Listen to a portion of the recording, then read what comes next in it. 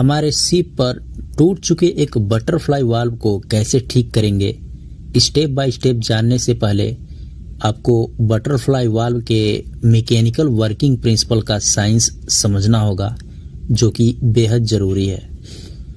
तो ये है बेकार हो चुके बटरफ्लाई वाल्व जिसे ठीक करना है।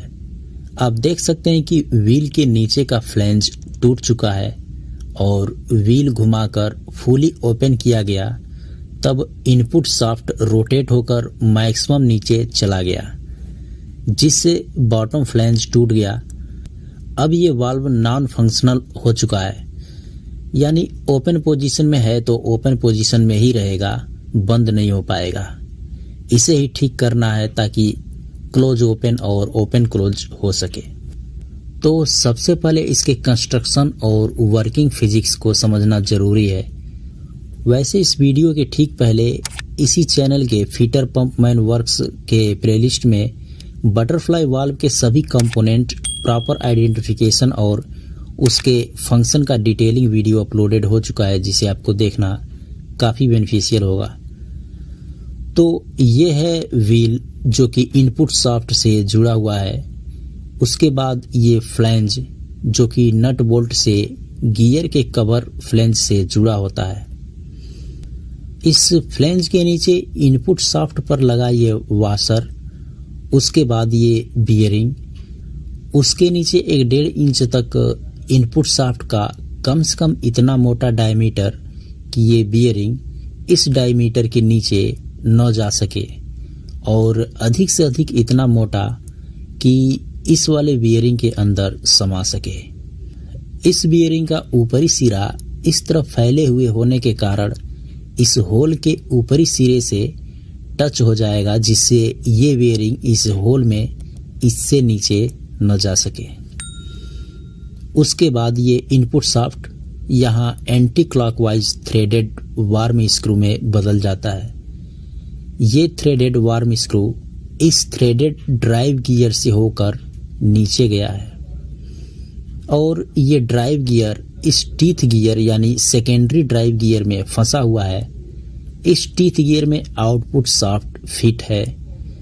आउटपुट शाफ्ट वाल्व बॉडी में जाकर वाल्व स्टेम में मॉडिफाई हो गया है, और वाल्व स्टेम पर वाल्व डिस्क फिट किया गया है, जिसे डिस्क या फ्लैप भी बोल सकते हैं, जो 0 से 90 और 90 से 0 तक मूव करके रोटेट होकर ओपन या शट होता है।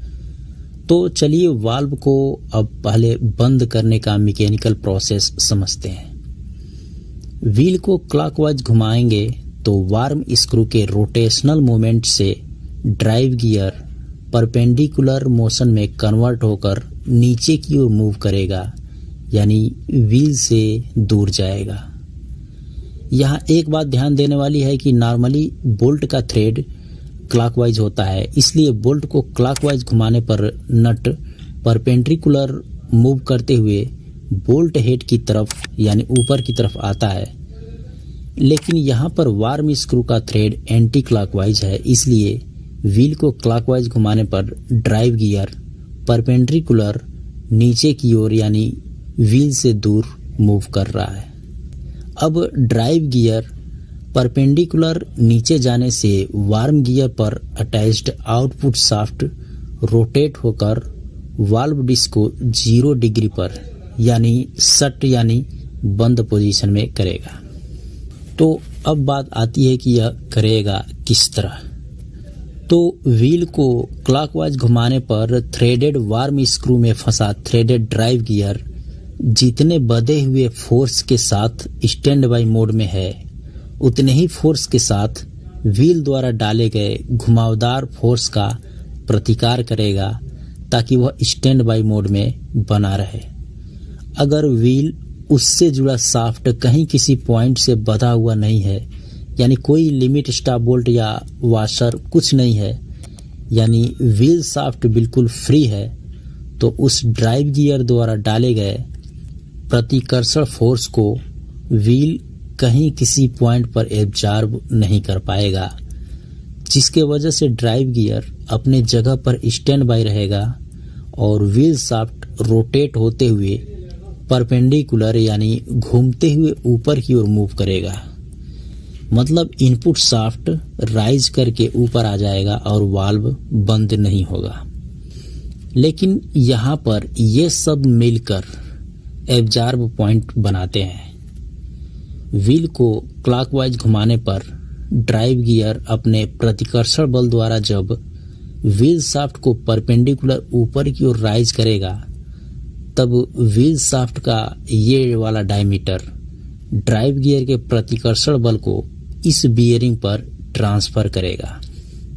बियरिंग वाशर को ट्रांसफर करेगा, वाशर फ्लैंज को ट्रांसफर करेगा और फ्लैंज से बचा हुआ वह प्रतिकर्षण बल पूरी तरह से इस नट बोल्ट पर आकर एब्जॉर्ब हो जाएगा, जो कि इस दोनों फ्लैंज को एक साथ जोड़ा हुआ है। तो अब जब व्हील को क्लॉकवाइज घुमाएंगे तो ड्राइव गियर परपेंडिकुलर नीचे जाने लगेगा, क्योंकि ड्राइव गियर अपने सभी कंपोनेंट्स के साथ जितने टाइटनेस के साथ जुड़ा हुआ है, उससे कई गुना ज़्यादा टाइटनेस के साथ व्हील शाफ्ट अपने एब्जॉर्ब पॉइंट के सभी कंपोनेंट्स के साथ जुड़ा हुआ है। और इस तरह व्हील शाफ्ट राइज नहीं होगा, एक जगह रहकर एक्सियल फोर्स डालकर ड्राइव गियर को नीचे धकेलेगा, जिससे वाल्व बंद हो जाएगा।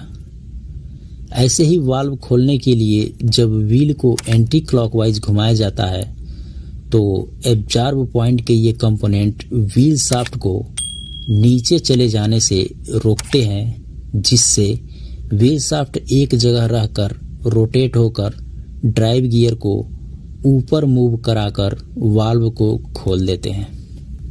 अब इस खराब हो चुके वाल्व को ठीक करने के लिए ज़्यादा कुछ नहीं किया गया, बस डेक स्टोर में पड़े पुराने रिजेक्टेड वाल्व के फ्लैंज को निकालकर इसमें फिट कर दिया गया और ग्रीस को ल्यूब ऑयल में मिक्स करके इसमें डालकर बॉक्स अप कर दिया गया और वाल्व ठीक हो गया।